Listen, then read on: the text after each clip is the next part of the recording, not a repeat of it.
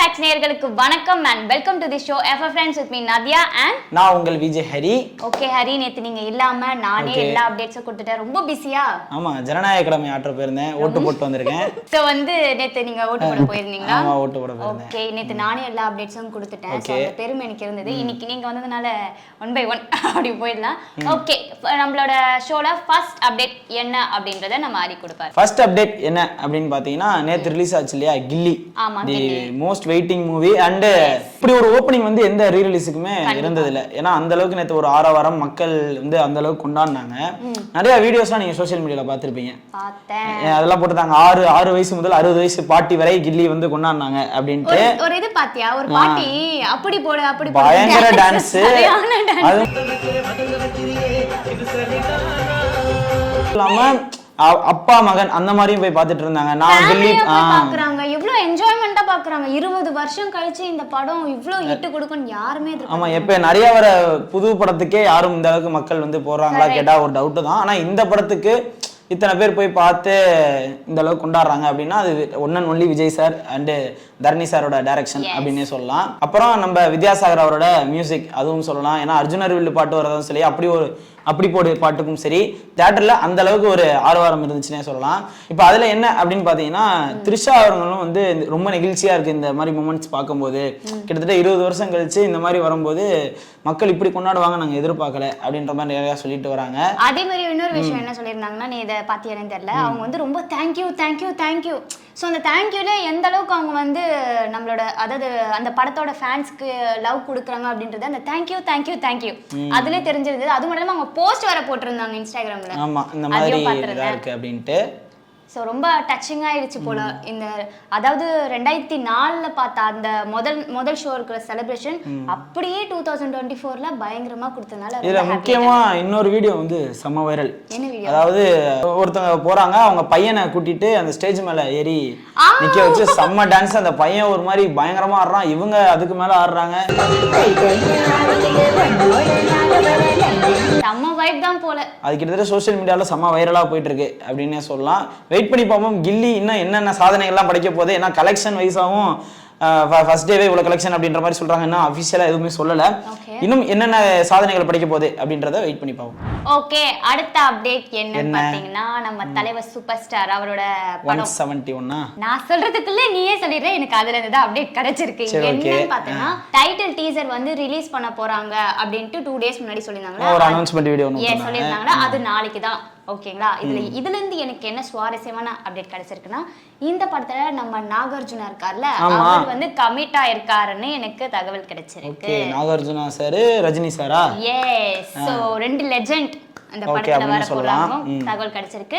அந்த படம் மட்டும் இல்லாம நம்ம நடிகர் தனுஷ் இருக்கார்ல, அவர் படம் ரெடி ஆயிட்டு இருக்கு குபேரா அப்படினு. எஸ், அந்த படத்துலயும் வந்து அவர் நடிக்க கன்ஃபார்ம் ஆயிட்டார் அப்படின்ற ஒரு தகவல் வந்து கிடைச்சிருக்கு. நாகார்ஜுனா சார் அதுலயும் வந்து நடிக்க போறாரு. அவர் வந்து இதுலயும் வந்து நடிக்க கன்ஃபார்ம் ஆயிட்டாரு அப்படின்ற ஒரு அப்டேட் வந்து எனக்கு கிடைச்சிருக்கு. சரி, ஓகே, வெயிட் பண்ணி பாப்போம். நம்ம தலைவர் கூட வந்து நாகார்ஜுனா எப்படி பண்ண போறாரு, நம்ம தனுஷ் அவர்கள் கூடயும் நடிச்சு எப்படி வெளிய வர போகுது அப்படின்றத வெயிட் பண்ணி பாப்போம்.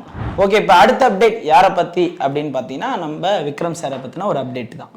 என்ன அப்டேட் எடுத்து வந்திருக்கீங்க? இப்போ விக்ரம் சாரை பத்தின என்ன அப்டேட் அப்படின்னு பாத்தீங்கன்னா, இப்போ அவர் வந்து சியான் 62 பண்ணிட்டு இருக்காரு இல்லையா, எஸ் வி குமாரோட. அதுல வந்து இப்போ அவரோட டைட்டில் அனௌன்ஸ்மெண்ட் வந்து ஒரு வீடியோவா விட்டுருந்தாங்க. என்ன அப்படின்னு பாத்தீங்கன்னா, வீர தீர சூரன் அப்படின்ட்டு. இப்போ அதுல என்ன சுவாரஸ்யமான தகவல் அப்படின்னு பாத்தீங்கன்னா, இந்த படத்தோட ஷூட்டிங் வந்து கூடிய சீக்கிரத்திலேயே மதுரையில வந்து ஸ்டார்ட் பண்ண போறாங்க அப்படின்ற மாதிரி ஒரு தகவல் வந்திருக்கு. அது மட்டும் இல்லாம ஏற்கனவே இதுல வந்து எஸ்.ஜே. சூர்யா, துஷாரா விஜயன் இவங்கெல்லாம் நடிக்கிறாங்க அப்படின்ற மாதிரி தகவல் வந்துருச்சு இல்லையா. இப்போ புதுசா யார் கேஸ்ட் ஆயிருக்கா அப்படின்னு பாத்தீங்கன்னா, நம்ம மலையாள ஆக்டர் சித்திக் அவர் வந்து இந்த படத்துல கேஸ்ட் ஆயிருக்காரு அப்படின்ற மாதிரி ஒரு தகவல் வந்திருக்கு. எப்படி இருக்க போதே, ஏன்னா நிறைய ஸ்டார் கேஸ்ட் வேற உள்ள வராங்க. நம்ம எஸ்.ஜே. சூர்யா வேற இருக்காரு இல்லையா. இப்ப புதுசா மலையாளத்துல இருந்து இறக்குறாங்க. என்ன மாதிரியான படமா இருக்கும்? ஏன்னா வந்து இதுல முக்கியமான அடுத்த என்ன விஷயம் அப்படின்னு பாத்தீங்கன்னா, பார்ட் 2 தான் ஃபர்ஸ்ட் எடுக்க போறாங்க, அதுக்கப்புறம் தான் பார்ட் 1 எடுக்க போறாங்க அப்படின்ற மாதிரி ஒரு தகவல் வந்துருந்துச்சு. ஓகே, இப்போ இந்த படம் எப்படி இருக்க போதே, நம்ம எஸ் வி குமார் வந்து எப்படி ஹேண்டில் பண்ண போறாரு அப்படின்றத வெயிட் பண்ணி பார்ப்போம். ஓகே, அடுத்த அப்டேட் என்ன எடுத்து வந்திருக்கேன்னா, நம்ம கவின் நடிப்புல ரெடி ஆயிட்டு இருக்க ஸ்டார் மூவி அது வந்து டைரக்ட் பண்றாரு இல்லையா, அவர் டைரக்ஷன்ல இருக்கிற அந்த படம் தான் பத்தி தான் நான் அப்டேட் எடுத்து வந்திருக்கேன். என்னன்னு பார்த்தனா, அந்த படத்தை வந்து ஒவ்வொரு அப்டேட்டா விட்டுட்டு இருக்காங்க. சாங் நிறைய விட்டுட்டு இருக்காங்க. இதுல நேத்து ஒரு சாங் வந்து ரிலீஸ் ஆயிருக்கு. அந்த சாங்ல நம்ம கவின் வந்து லேடி கெட்டப் போட்டிருக்காரு. உண்மையை நான் எதிர்பார்க்கல இப்படி ஒரு கெட்டப்ல போட்டு இது பண்ணுவாரு அப்படின்ட்டு. ஏன்னா ஏற்கனவே வந்து நம்ம ஹரிஷ் கல்யாண் நடிக்கிறாரு அப்படின்ற மாதிரி இருந்துச்சு இல்லையா. அதுல வந்து அவர் நிறைய கெட்டப், நம்ம ரஜினி சார் நடிப்புல வந்த தளபதி படம் இருக்கு இல்லையா, அந்த கெட்டப்லயுமே நம்ம ஹரிஷ் கல்யாணம் வந்து இருப்பாரு. ஸோ ஏகப்பட்ட கெட்டப்ஸ் இருக்கு அப்படின்றது ஏற்கனவே தெரியும். பட் இந்த லேடி கெட்டப்ல வந்து கவின் இருப்பாரு அப்படின்றது நானும் எதிர்பார்க்கல. ஆனா அவரும் அந்த சாங் பாத்தியா நீ? அந்த சாங் ரொம்ப ஃபன்னா இருந்தது.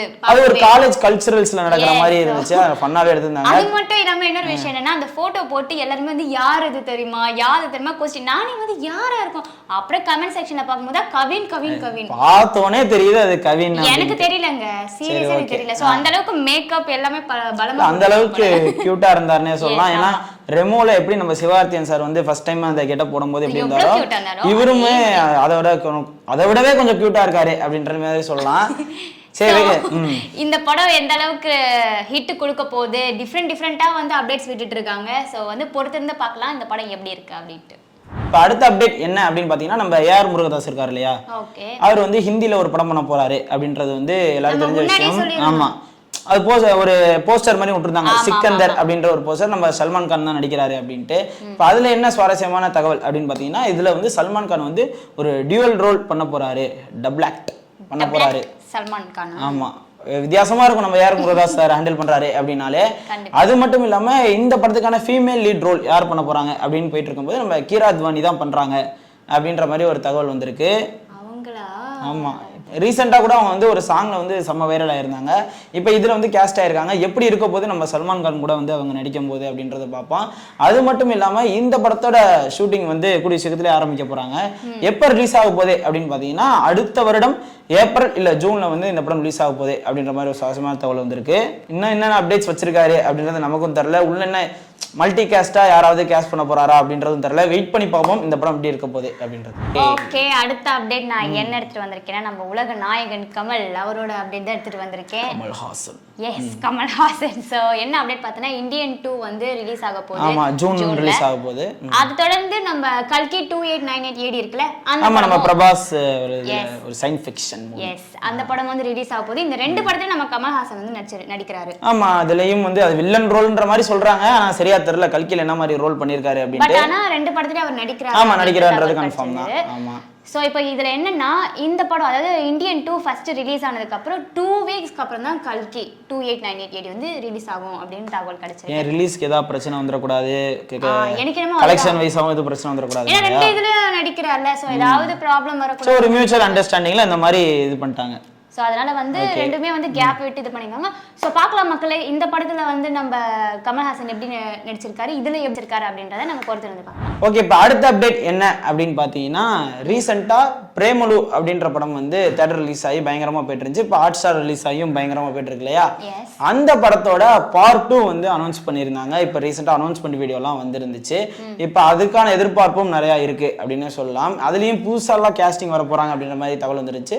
சரி, யார் யார் வர போறாங்க அப்படின்றது பார்ப்போம். அது மட்டும் இல்லாம இப்போ மலையாளத்துல வந்து நிறைய படங்கள் வந்து பார்ட் 2க்கு வந்து வெயிட் பண்ணிட்டு இருக்கு. ஏன்னா நம்ம டொவினோ தாமஸ் நடிச்சல வந்துருந்துச்சு மின்னல் முரளி, அந்த படத்தோட பார்ட் 2 வரப்போகுது. அது மட்டும் இல்லாம நம்ம லூசிஃபர் 2 எம்புரான் அந்த படமும் நம்ம மோகன்லால் நடிப்புல வெளியாகி பார்ட் 2 வரப்போகுது. அது மட்டும் இல்லாம நம்ம நிவின் பாலி அவர்களுக்குமே ஒரு பார்ட் 2 ரெடி ஆயிட்டு இருக்கு. என்ன படம் அப்படின்னு பாத்தீங்கன்னா, ஆக்ஷன் ஹீரோ பிஜு 2 அப்படின்ற படம் வந்து நம்ம நிவின் பாலிக்கு ரெடி ஆயிட்டு இருக்கு. சரி, இவ்வளவு படங்கள் பார்ட் 2 வருது. இன்னும் தமிழ்நாட்டுல என்னென்ன கலெக்ஷன் அவங்க கொண்டு போக போறாங்க அப்படின்றதும் தெரியல. நம்ம தமிழ் சினிமாலையும் கொஞ்சம் இப்ப டவுனா இருக்குது.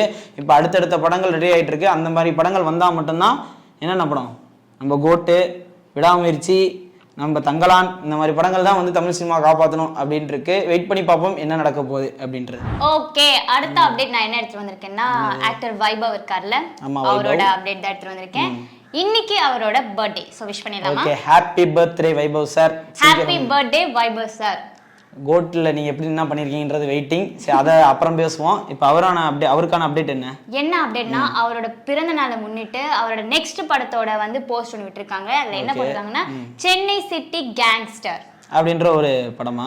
எஸ், அது லாஸ்ட் படம் நடிச்சிருந்தால ரணம். சோ அது வந்து நல்ல மக்கள் மத்தியில வந்து நல்ல வரவேற்பு பெற்றிருந்தது. அதை தொடர்ந்து இப்போ இந்த படம் வந்து நடிக்க போறதா தகவல் கிடைச்சிருக்கு. இந்த படத்துல யார் மியூசிக் பண்றாங்க பாத்தீங்கன்னா, நம்ம இமான் சார் தான் மியூசிக் பண்றாரு. யார் டைரக்ஷன் பாத்தீங்கன்னா, ஒரு டெபியூட் டைரக்ட் தான். சோ பொறுத்திருந்து பாப்போம் இந்த படம் வந்து எந்த அளவுக்கு ஹிட் கொடுக்குது அப்படின்றத பார்க்கலாம். ஓகே, இப்போ அடுத்த அப்டேட் என்ன அப்படின்னு பாத்தீங்கன்னா, நம்ம பிருத்திவிராஜ் நடிப்புல ரீசெண்டா வெளியா இருந்த நம்ம ஆடு ஜீவிதம் தி கோட் லைஃப் அப்படின்ற படம் வந்து கிட்டத்தட்ட 25 நாள்ல 150 crores கலெக்ஷன் ஆயிருக்கு. மலையாளத்திலே இந்த படம் தான் 3rd ஹையஸ்ட் கலெக்ஷனான ஒரு படம். ஏன்னா இதுக்கு முன்னாடி 2018 வந்து ஒரு ஹையஸ்ட் கலெக்ஷனாக இருந்துச்சு. அதுக்கப்புறம் வந்து மஞ்சுபல் பாய்ஸ் அடிச்சிருந்துச்சு. இப்போ இதுதான் 3rd ஹையஸ்ட் கலெக்ஷன் அப்படின்ற மாதிரி சொல்றாங்க. இது வந்து கிட்டத்தட்ட 25 நாள்லயே இந்த கலெக்ஷன் அடிச்சிருக்கு இல்லையா. இன்னும் நிறைய இருக்கு. அடுத்து ஓடிடியில் வந்து இன்னும் நிறைய பேசுவாங்க. இன்னும் அதுக்கப்புறம் இன்னும் தியேட்டருக்கு போய் நிறைய பேர் பார்ப்பாங்க. சரி, வெயிட் பண்ணி பார்ப்போம் இந்த படம் மொத்தமா வேர்ல்டு ஓவர்ல எவ்வளவு கலெக்ஷன் அடிக்க போகுது அப்படின்றத வெயிட் பண்ணி பார்ப்போம். ஓகே, ஸோ எல்லா அப்டேட்ஸும் நம்ம மக்கள் கிட்ட செலுத்தியாச்சா? ஓகே, ஸோ நம்ம வந்து முடிச்சிடலாம். இதே மாதிரி நிறைய அப்டேட்ஸ் நீங்க பார்க்கணும் அப்படின்னு பாத்தீங்கன்னா கன்ஃபார்மா சப்ஸ்கிரைப் பண்ணிக்கங்க, லைக் பண்ணுங்க. இதே மாதிரி நிறைய அப்டேட்ஸ் உங்களுக்கு தெரியணும் அப்படின்னா கன்ஃபார்மா கமெண்ட் செக்ஷன்ல சொல்லுங்க. அதை எங்களால முடிஞ்ச அப்டேட்டை நாங்க வந்து உங்களுக்கு கொடுக்குறோம். சரி, ஓகே, until then உங்களிடம் விடைபெறுவது நான் உங்கள் விஜய் ஹரி அண்ட் நான் உங்க விஜய் நதியா. நன்றி, தேங்க்யூ.